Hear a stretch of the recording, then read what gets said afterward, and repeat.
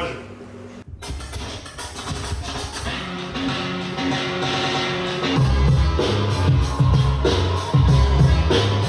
Mladi gospar, za old school session, idemo ovako.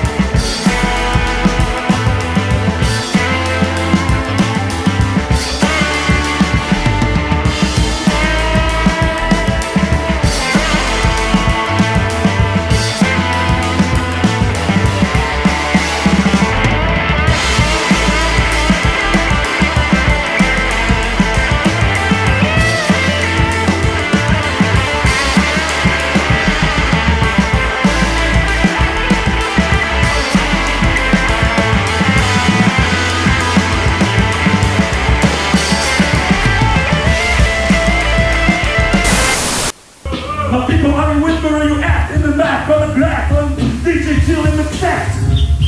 I will act for you.